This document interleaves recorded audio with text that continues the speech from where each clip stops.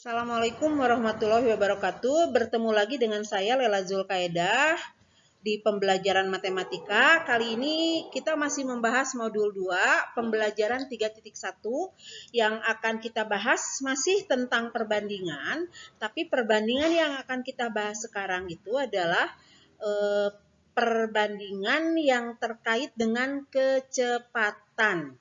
Ya, jadi kecepatan ini termasuknya ke dalam perbandingan berbalik nilai. Sekali lagi, kecepatan ini termasuk kepada perbandingan berbalik nilai. Secara gampang, kamu ingatnya begini, kenapa kecepatan termasuk berbalik nilai? Karena kalau kita perhatikan, semakin kecepatan tinggi, waktunya tinggi, maka waktu yang diperlukan semakin rendah. Kecepatan tinggi, maka waktu rendah. Artinya begini, kecepatan tinggi itu mobilnya ngebut gitu. Kalau ngebut, berarti untuk sampai ke tujuannya lebih cepat selesai kan? Lebih cepat selesai itu artinya waktunya sedikit yang diperlukan. Jadi selalu berbalik. Kalau kecepatan tinggi pasti waktu rendah. Kalau kecepatannya rendah, artinya jalannya lambat, berarti waktu yang diperlukan semakin tinggi, semakin lama. Jadi itu selalu berbalik. Itu penjelasan gampangnya. Tapi untuk lebih memahaminya, kita coba ke slide berikutnya ya. Oke, kita lihat ya. Kita bahas dulu tentang perbandingan berbalik nilai ya. Karena kecepatan itu juga termasuk perbandingan berbalik nilai. Perbandingan berbalik nilai itu, kalau kita lihat dari pengertiannya, jika kita punya dua perbandingan A banding B dan C banding D, kita punya dua perbandingan A banding B dan C banding D. Dua perbandingan ini disebut berbalik nilai jika nilai A banding B-nya sama dengan D banding C. Lihat, ini catatannya. A banding B sama dengan D banding C. Jadi setelah dibalik, D banding C baru sama dengan A banding B. Ya. Jadi dua perbandingan A banding B berbalik nilai dengan C banding D jika A per B sama dengan D banding C. Sehingga berlaku perkalian silang. A kali C, ini yang ujung dengan ujung, A kali C sama dengan B kali D. A kali C sama dengan B kali D. Beda dengan yang senilai. Kalau yang senilai kan perkalian silangnya A kali D sama dengan B kali C ya. Kalau berbalik nilai, A kali C sama dengan B kali D. Contoh masalah-masalah yang termasuk perbandingan berbalik nilai dalam kehidupan sehari-hari itu bisa kita ambil contohnya itu adalah yang pertama, hubungan antara kecepatan dan waktu tempuh. Antara kecepatan dan waktu tempuh. Tadi sudah Ibu bilang di slide awal. Jadi kalau kecepatan tinggi, maka waktu tempuh sedikit. Sebaliknya, kalau kecepatan rendah, maka waktu tempuhnya tinggi. Kemudian yang kedua, hubungan antara banyaknya pekerja dengan waktu yang diperlukan untuk menyelesaikan suatu pekerjaan. Nah, ini akan Ibu jelaskan. Secara logika sudah jelas ini. Kalau untuk menyelesaikan suatu pekerjaan, jika pekerjaannya banyak, dikerjakan oleh banyak orang, maka waktunya sedikit karena cepat selesai. Tapi kalau pekerjaannya sedikit, berarti waktu yang diperlukan untuk menyelesaikannya jadi semakin lama atau banyak. Nah, itu selalu berbalik. Ya, itu contoh perbandingan berbalik nilai dalam masalah kehidupan sehari-hari. Dan ada banyak lagi. Oke, ya, kita lihat slide selanjutnya. Kita lihat ya, tabel di bawah ini. Tabel di bawah ini menunjukkan tabel kecepatan dan waktu yang diperlukan untuk menempuh suatu jarak tertentu yang ditempuh dengan kecepatan berbeda-beda. Jadi, ya, tabel ini menunjukkan kendaraan untuk menempuh jarak tertentu. Jadi jarak yang ditempuhnya sama. Jarak yang ditempuhnya sama, tapi kita misalkan ditempuhnya dengan kecepatan berbeda-beda. Ibu jelaskan dulu, kamu paham kan yang dimaksud dengan kecepatan? Kecepatan itu satuannya biasanya kilometer per jam. Ya. Jadi maksudnya begini, kalau di sini ada kecepatan 80 km per jam, itu artinya kecepatan 80 km per jam. Artinya dalam waktu 1 jam bisa menempuh jarak 80 km, itu maksudnya. Ya, oke, kita lanjut. Tabel ini tadi Ibu katakan menunjukkan kecepatan yang berbeda-beda untuk menempuh satu jarak tertentu. Jarak yang ditempuhnya sama, tapi ditempuh dengan kecepatan berbeda-beda. Yang pertama, kecepatannya 80. Nah, dengan kecepatan 80 itu, untuk menempuh jarak tersebut memerlukan waktu 3 jam. Kemudian, yang berikutnya, jika kecepatannya 60, maka untuk menempuh jarak tersebut perlu waktu 40. Perlu waktu 4 jam. Jika kecepatannya 60, maka waktu yang diperlukannya 4 jam. Jika kecepatannya 40 km per jam, maka waktu yang diperlukannya 6 jam. Kemudian, jika kecepatannya 30, maka waktu yang diperlukannya adalah 8 jam. Sekarang kita lihat perbandingannya. Kita lihat perbandingan kecepatan antara baris 1 dan 2, 80 per 60. Nah, 80 per 60 ini berbalik nilai dengan 3 per 4. Berbalik ya? Karena 80 per 60 itu sama dengan 4 per 3. 80 per 60 itu sama dengan 4 per 3. Jadi berbalik dengan 3 per 4. Itu yang selalu berbalik. Kemudian ada yang ciri khas dari perbandingan berbalik nilai ini, yaitu hasil kalinya selalu sama di baris 1. 80 kali 3 itu 240. 60 kali 4 itu 240 juga. 40 kali 6, 30 kali 8 juga sama, 840 juga.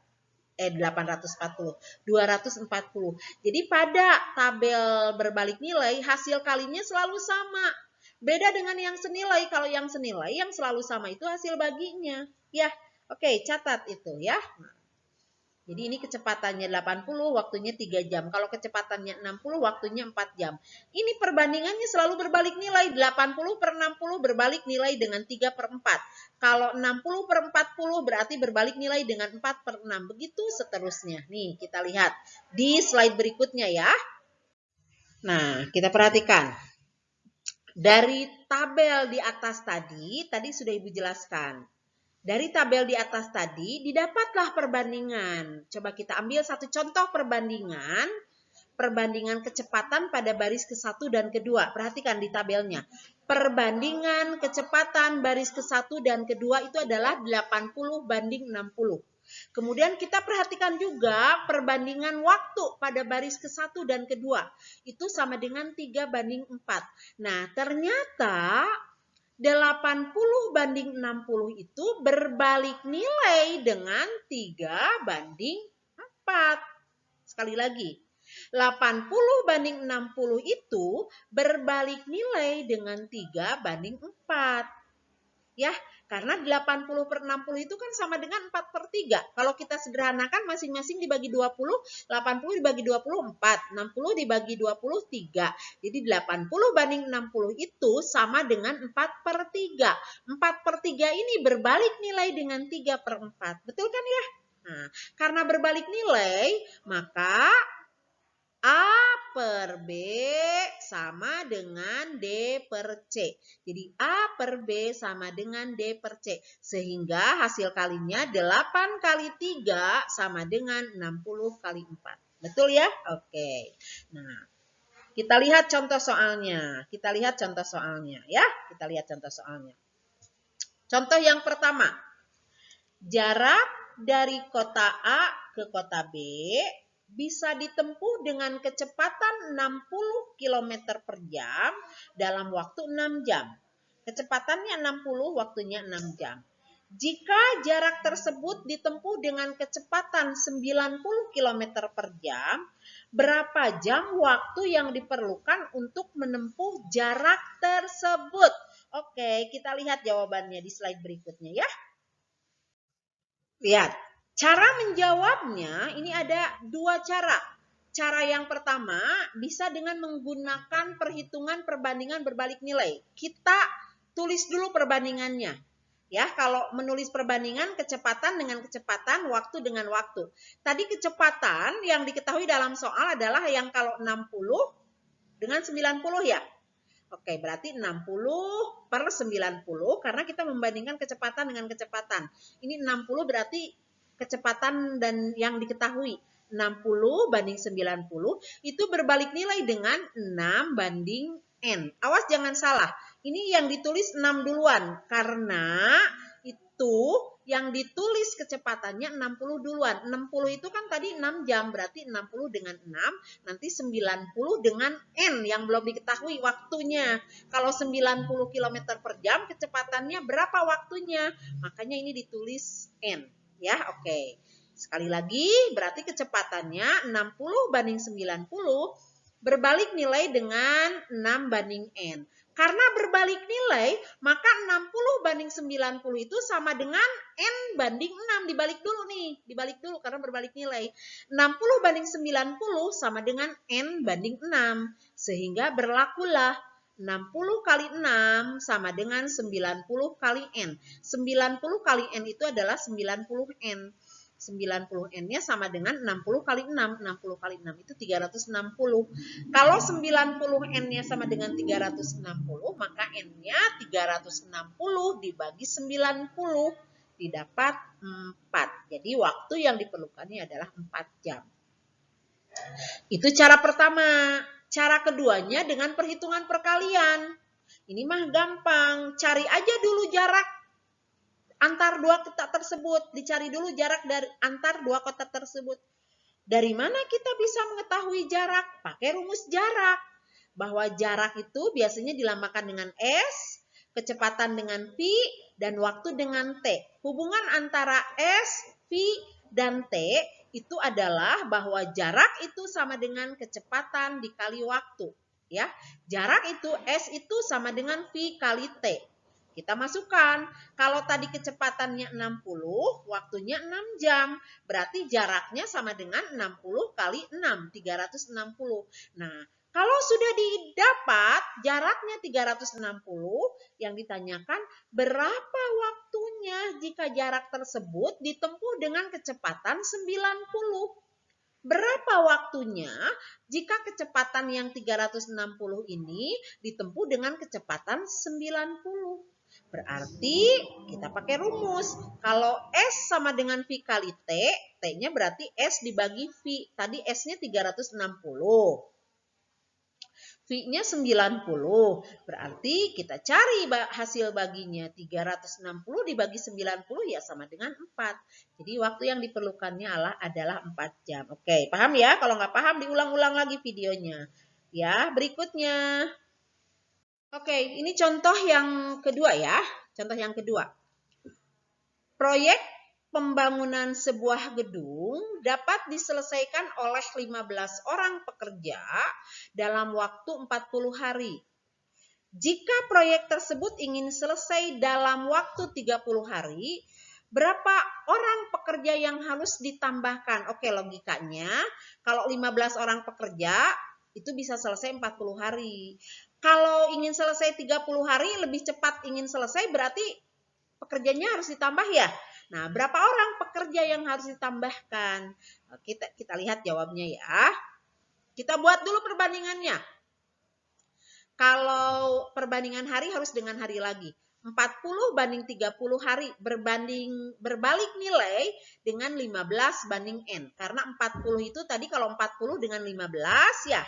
Kalau 30 dengan berapa? Dengan banyak pekerja yang belum diketahui. Ya, oke. Karena berbalik nilai 40 banding 30 berbalik nilai dengan N banding 15. Oh, sorry. Maaf. 40 banding 30 berbalik nilai dengan 15 banding N, maka itu artinya sama dengan 40 banding 30 sama dengan N banding 15. Jadi dibalik dulu nih. Asalnya 15 banding N jadi N banding 15. Dibalik dulu jadi sama. Ya, oke. Kalau sudah 40 banding 30 sama dengan N banding 15, maka berlaku perkaliannya. Perkalian silangnya 40 kali 15 sama dengan 30 kali N. 30 kali N-nya 30 N sama dengan 40 kali 15-nya adalah 600. Sehingga 30 N-nya sama dengan 600. Kalau 30 N sama dengan 600, maka N-nya adalah 600 dibagi 30 sama dengan 20. Oh, berarti untuk menyelesaikan pekerjaan tersebut dalam waktu 30 hari itu perlu 20 orang pekerja. Tapi kan tadi yang ditanya tambahan pekerja. Karena sudah ada 15 orang ya, sudah ada 15 orang pekerja. Jadi tambahan pekerjanya yang diperlukan adalah tinggal dikurangin aja, 20 dikurangi 15, berarti 5 orang pekerja. Oke, paham ya? Nah, dan sekarang ini latihannya. Dan ini latihannya. Latihan ini kamu tulis di buku catatan. Kamu tulis di buku catatan dengan soalnya, kerjakan dengan caranya, lalu kirimkan biasa di classroom ya. Oke. Yang dikirimkan hanya ini latihan dan jawabannya saja. Kalau materi yang tadi kamu catat, materi barusan yang sudah Ibu jelaskan, kamu catat di buku catatan, tapi dengan latihannya dicatat ya. Materinya dicatat, latihannya dicatat, juga dijawab dengan caranya. Tapi yang dikirimkan hanya latihan dan jawabannya saja. Oke? Jadi yang dikirimkan hanya latihan dan jawabannya saja. Kirimkan di classroom. Kalau ada yang tidak paham, kamu ulang lagi videonya, masih tidak paham, kamu boleh bertanya dengan Ibu. Oke, sudah ya? Sudah jelas? Nah, Ibu tunggu penyelesaian tugasnya.